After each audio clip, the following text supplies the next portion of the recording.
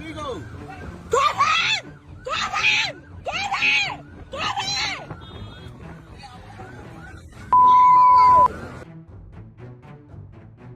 Whose city? Our city. Whose streets? Our streets. Say it once and say it twice. We will not put up with ICE. We will not put up with ICE. We want justice, you say now. ICE, are you coming now?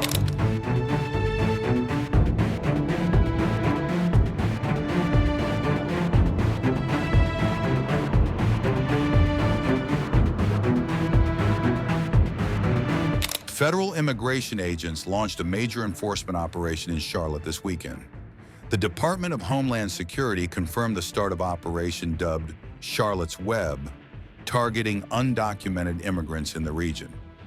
The operation comes as part of U.S. President Donald Trump's broader crackdown on unauthorized immigration nationwide. The crackdown reportedly involves dozens of agents, armored vehicles, and specialized tactical teams across Charlotte. Federal agents reportedly arrested at least 81 people in Charlotte, North Carolina this weekend. Many of those arrested had criminal or immigration histories, though details of individual cases were not released as per reports. Charlotte Mayor Vi Lyles and other leaders said that the federal action is causing unnecessary fear and eroding community trust.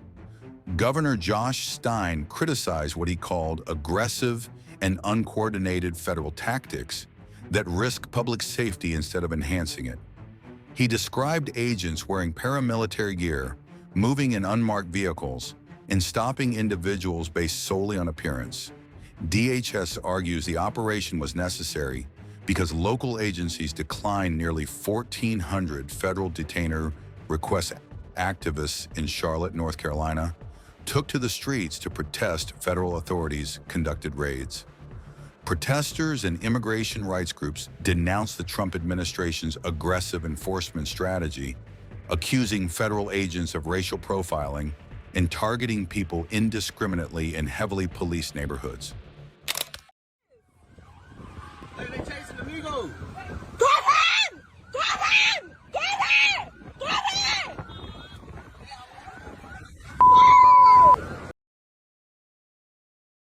ICE no deportation. Money for jobs and education. Money for jobs and education. Not for ICE, no deportation. Not for ICE no deportation. Say it twice. We will not put up with ICE. We will not put up with ICE. Say it once and say it twice.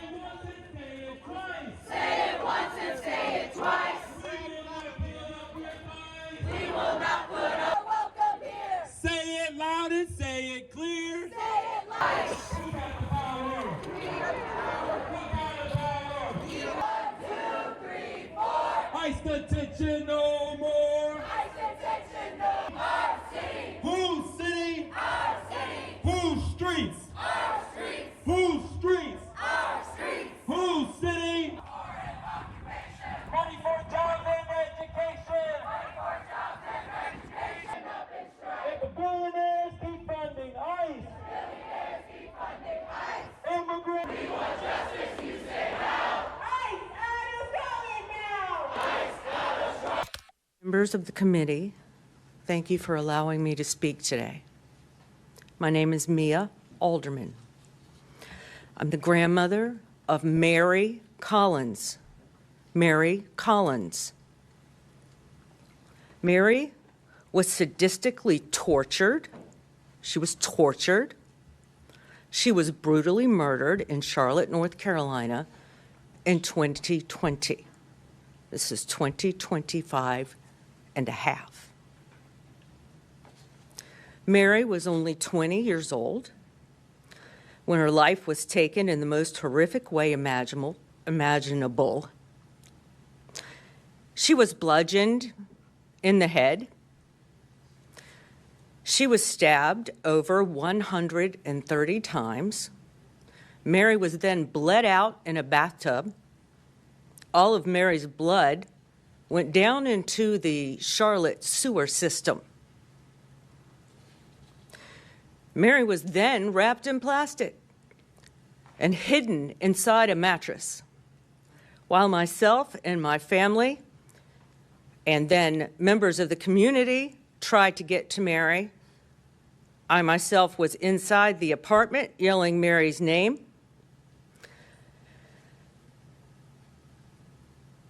To no avail. I'm sorry. This is very difficult. I have it written your out, time. but then It's as I okay. sat here, I sort of decided that I needed to go a little further.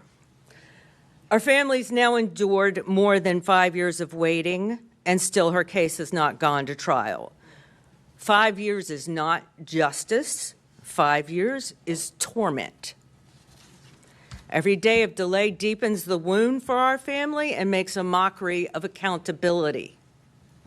What makes this even more unbearable is how the justice system has handled those accused of Mary's murder. Thank you. 2 of them were released on bond, as if their crimes were minor, as if they stole a candy bar or, maybe broke in a car or something.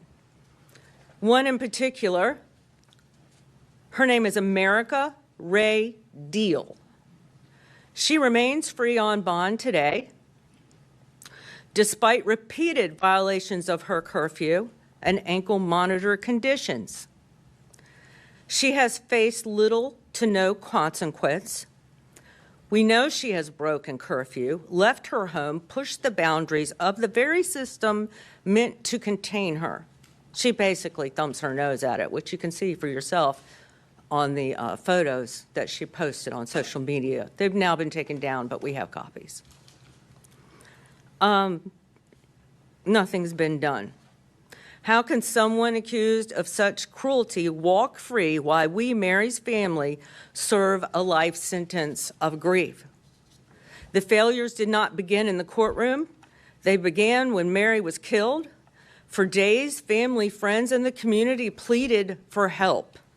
Pleaded. I was pleading as Mary's, I don't know the right word. Mary had a disability, and an invisible disability. If you're familiar with invisible disabilities, that means that you can't really, look at her and tell. Caregiver would be the right word.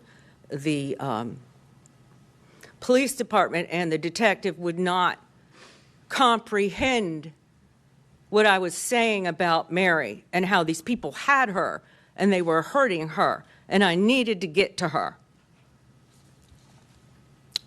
It was long and it was torturous to even get him to go through that apartment door where she lay wrapped in plastic and concealed inside a mattress. It was 8 days since Mary left home. When they brought Mary out, it was finally the night of April 4th. She left the house on March 28th. The next day was Mary's mother's birthday, April 5th. That delay cost precious time, and it compounded the horror of what we later learned had happened inside.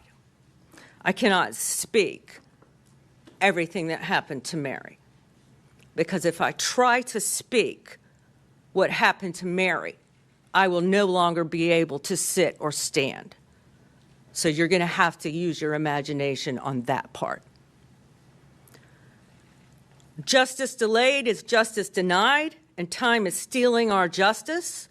With the backlog court system for murder trials, and Mary is not the only victim. We're here because Irania Zaruska was also brutally stabbed and killed in Charlotte. She now brings us here today. The same system that failed Mary failed Irania. Our hearts are broken for her family and her friends, and we grieve with them. We carry the heavy knowledge of the continued agony that they now face. This is not just about 2 young women, it's about the justice system in Mecklenburg County. North Carolina that is failing the very people it's sworn to protect. We need accountability. We need reform. We need to ensure that those accused of heinous crimes are swiftly prosecuted, that they're not allowed to be released on bond and just live their life. They get to go home and sleep in their own bed and party and have Christmas. And I wondered when they released America, did her mom get to smell her hair? Did she wrap her in a warm blanket at night? Because I think about that sometimes. Mary being in the ground dead. And she was so decomposed by the time they got her out of that apartment that we never saw her again. We couldn't look at her. I couldn't smell her hair, touch her face, hold her. I didn't know what to do. Was I supposed to wrap her in a blanket for her to be buried? Or her siblings, they wanted her to be buried in her favorite clothes. It was COVID, so only 10 of us could go to a graveyard. We couldn't have a funeral, for Mary has had no funeral. No funeral. None. Her murderers have not faced trial. They've been out free on bond, and we had to go to a cemetery where there was a casket that they told us Mary was inside, and only 10 of us could go.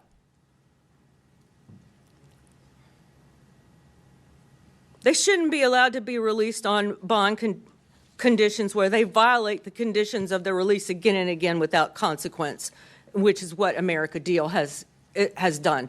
The other one that was released on bond, James Salerno, has since been taken back to the Mecklenburg County Jail. Apparently, he was maybe too much for his mother to handle. I really don't know. But he's back in the jail now. But he was free for 2 years.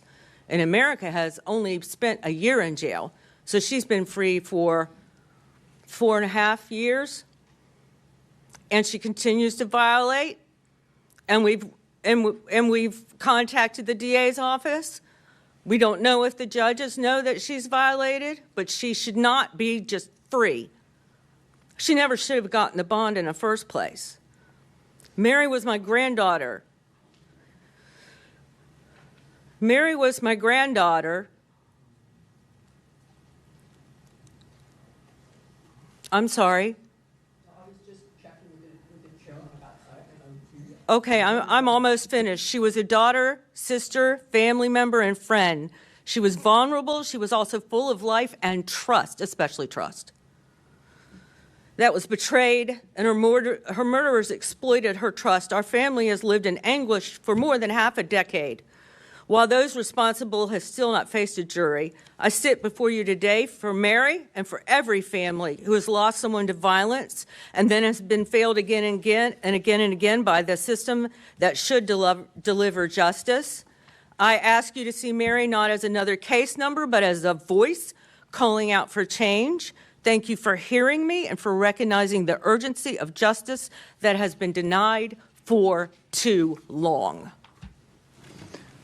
Thank you, Ms. Alderman.